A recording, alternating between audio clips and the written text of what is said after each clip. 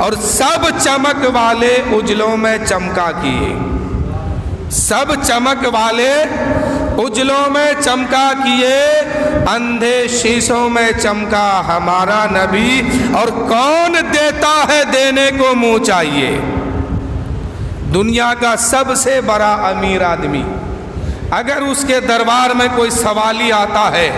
ایک بار بھیک مانگتا ہے، ایک بار سوال کرتا ہے، وہ آدمی خوشی سے اس کو جو ہوتا ہے دے دیتا ہے، چاہے 10 روپیہ دے، 100 روپیہ دے، 1000 روپیہ، 2000، جتنا جی چاہا دے دیا۔ اگر کچھ دیر کے بعد وہی آدمی پھر دوسرے طرف سے آئے اور کہے کہ بابا کچھ دے دو، پھر تو وہ کچھ دے دیتا ہے، لیکن جب وہ تیسرے مرتبہ آتا ہے، چوتھے مرتبہ آتا ہے، 5ویں مرتبہ آتا ہے، تو آدمی کھسیا کے جھنجھلا کے کہتا ہے، یار تو بار بار میری بارگاہ میں کیوں آتا ہے، کہیں اور کیوں نہیں جاتا ہے؟ ابھی تمہیں میں نے دیا ہے، تم نے سوال کیا، میں نے پورا کیا، اب کسی اور دربار میں جاؤ، لیکن میرے نبی کا دربار وہ دربار ہے، میرے نبی کی بارگاہ وہ بارگاہ ہے کہ کون دیتا ہے دینے کو منہ چاہیے،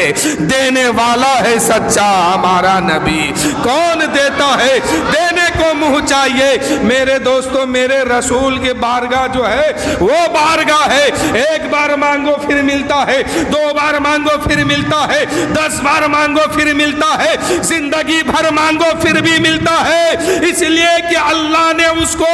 تمام عالم کے لیے رحمت بنا کر کے بھیجا ہے، وہ ہر عالم کے لیے رحمت ہے۔ کسی عالم میں رہ جاتے، یہ ان کی مہربانی ہے کہ یہ عالم پسند آیا۔ باجا والا نہ ہے، اس کا ایکو بند کرا دیجئے خالی بس۔ آئیے سب سے پہلے اب ہم سب مل کر کے اپنے آقا و مولا حضور صلی اللہ علیہ وآلہ وسلم کی بارگاہ میں درود شریف پڑھیں۔ اللہم صلی علی سیدنا شفیعنا حبیبنا مولانا محمد معدن الجود والکرم بارک وسلم صلو علیہ صلاۃ و سلام علیکہ یا رسول اللہ صلی اللہ تعالی علیہ وآلہ وسلم۔ اگربتی فاتحہ کے ٹائم جلائیے گا، اس کو رکھ دیجئے۔ درود شریف جب کوئی پڑھتا ہے تو اللہ تعالیٰ پڑھنے والے کو 100 حاجتیں پوری فرماتا ہے۔ ایک بار آپ درود شریف پڑھتے ہیں تو اللہ تعالیٰ 100 حاجتیں پوری فرماتا ہے، 30 دنیا میں اور 70 آخرت میں۔ اب میرے آقا فرماتے ہیں کہ جب کوئی میری امت کہیں سے بھی درود شریف پڑھتا ہے تو فرشتے اس درود پاک کو تھالی میں تشت میں رکھ کر کے میری بارگاہ میں پیش کرتا ہے۔ اب اس حدیث پاک کو بیان سنیے، میرے آقا فرماتے ہیں جب درود شریف پڑھنے والے کے درود کو فرشتہ تھالی میں سجا کر کے، پلیٹ میں سجا کر کے، اس کے اوپر چادر ڈھک کر کے میری بارگاہ میں پیش کرتا ہے، تو پیش کرنے کا طریقہ یہ ہوتا ہے کہ یا رسول اللہ، یا حبیب اللہ، آپ کی فلاں امت جو ہے فلاں جگہ سے درود شریف پڑھا ہے، فلاں کا بیٹا ہے، فلاں کا پوتا ہے، فلاں کا نواسا ہے، فلاں جگہ کا رہنے والا ہے، یعنی وہ فرشتہ جو ہے میرے نبی کی بارگاہ میں 7 پشت تک نام گنواتا ہے۔ اے میرے دوستو، یہ خوش نصیبی نہیں ہے ہم یہاں درود ایک بار پڑھے اور فرشتہ میرا نام اور میرے باپ کا نام، میرے دادا کا نام، میرے پردادا کا نام، اس کے دادا بابا کا نام نبی کے روضے پر جا کے سنائے اور کہے کہ یا رسول اللہ، آپ کی ایک امتی جو ہے فلاں جگہ سے، فلاں مسجد سے آپ پر درود پاک پڑھا ہے۔ جب میرے آقا کی بارگاہ میں اس کو پیش کیا جاتا ہے، میرے رسول پاک اس درود پاک کو اپنی ڈائری میں محفوظ فرما لیتے ہیں۔ کیا فرماتے ہیں؟ محفوظ فرما لیتے ہیں۔ اب حضور صلی اللہ علیہ وآلہ وسلم اس درود پاک کو محفوظ فرماتے ہیں تو صرف اس کا نام نہیں، پھر باپ کا نام، خاندان کا نام، جگہ، سب اس ڈائری میں محفوظ ہو گیا۔ یہ عام انسانوں کے لیے ہے،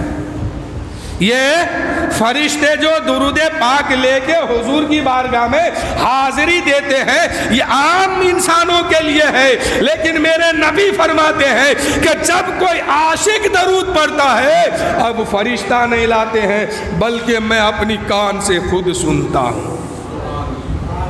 میرے آقا کیا فرماتے ہیں؟ جب کوئی مومن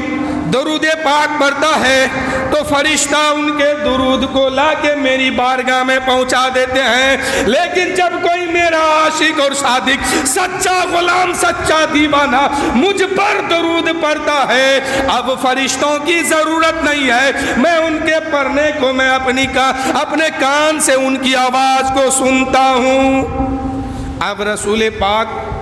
اس ڈائری کو محفوظ کر لیے، کام کب آئیں گے؟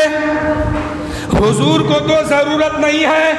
وہ تو خود مالک و مختار ہے، اس جہاں میں بھی مالک اس جہاں میں بھی مالک، وہ جو چاہے کرے، ضرورت میرے نبی کو نہیں ہے، وہ جو مبعوث فرمائے ہیں وہ جو لکھ لیے ہیں ڈائری میں، اب یہ ضرورت ہماری کہاں آئے گی؟ جہاں جہاں ہم سخت مشکل میں پڑتے جائیں گے حضور ہماری مدد کرتے جائیں گے۔ قبر کی دنیا میں،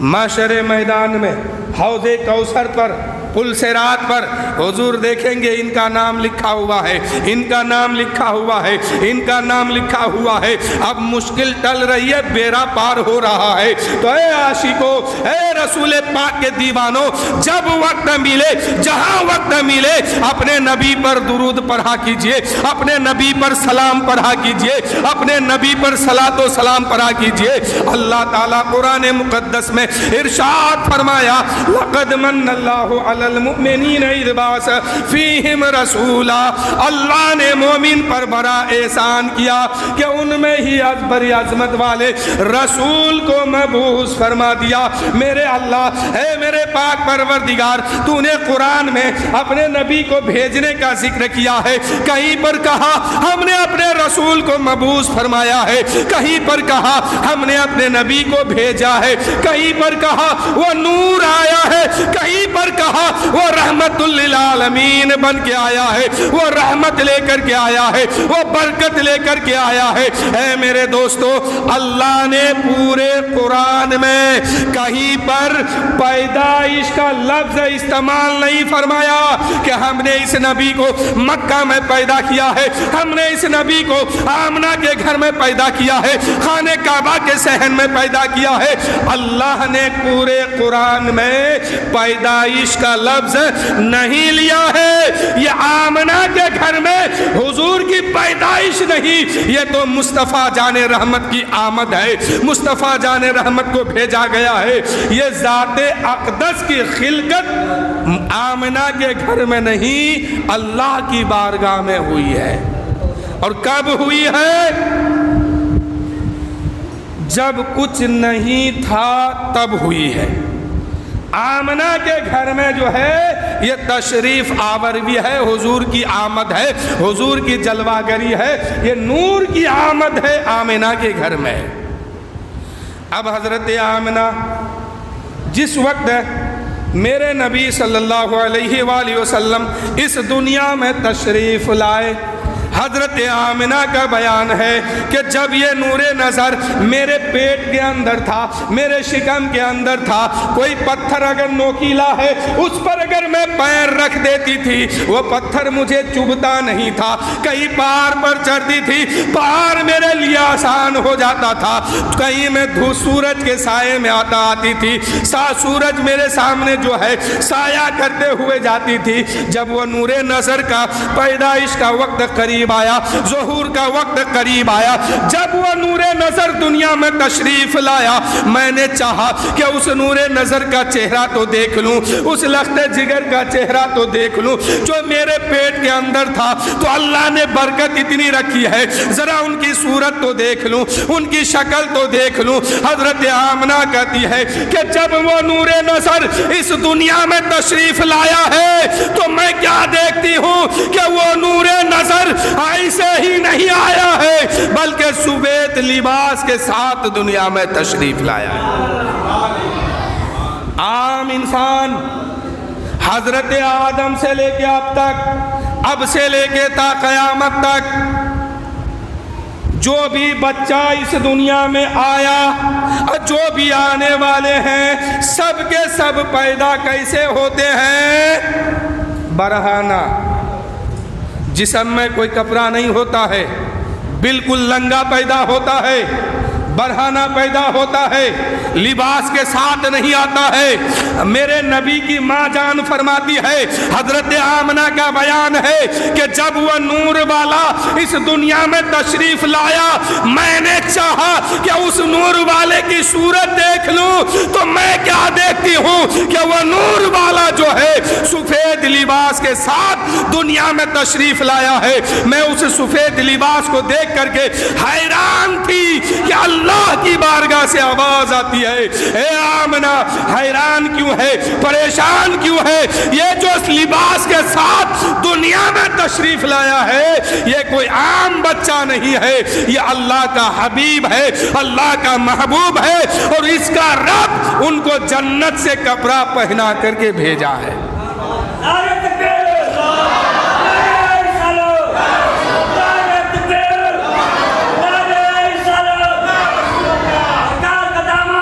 چھوڑیں گے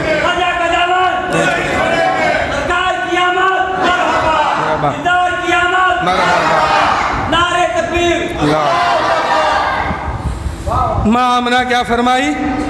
کہ سفید لباس کے ساتھ دنیا میں تشریف لائے ہیں۔ حضور کی پھوپھی حضرت آسمہ ایک گھڑا میں پانی لے کر کے اپنے سر پر مٹکا رکھ کر کے کہیں سے آ رہی ہے۔ اللہ کی بارگاہ سے آواز آتی ہے، اے آسمہ کدھر جا رہی ہو؟ آسمہ کہنے لگے، اے میرے اللہ، اے میرے خالق، اے میرے مالک، آج میرے بھائی عبداللہ کے گھر میں، آج میرے بابا عبد المطلب کے گھر میں ایک بچہ پیدا ہونے والا ہے۔ اس کو نہلانے کے لیے، اس کو غسل دلانے کے لیے، اس کو پاکی حاصل کرنے کے لیے پانی لے کے جا رہی ہوں تاکہ اس کو میں غسل دے دوں۔ اللہ کی بارگاہ سے آواز آتی ہے، اے آسماں کیا تجھے خبر نہیں ہے یہ پیدا ہونے والا کوئی عام بچہ نہیں ہے، یہ اللہ کا حبیب ہے، اور اس کا رب اس کو جنت سے غسل دے کر کے پیدا فرمایا ہے۔ اس کا رب اس کو جنت سے غسل دے کر کے پیدا فرمایا ہے۔ اے آسماں یہ جو بچہ پیدا ہونے والا ہے ایک ناپاکی کے ساتھ نہیں آئے گا، کثافت کے ساتھ نہیں آئے گا، غلاظت کے ساتھ نہیں آئے گا، بلکہ اس کا رب اس کو جنت سے غسل دے کر کے پیدا فرما رہا ہے۔ اب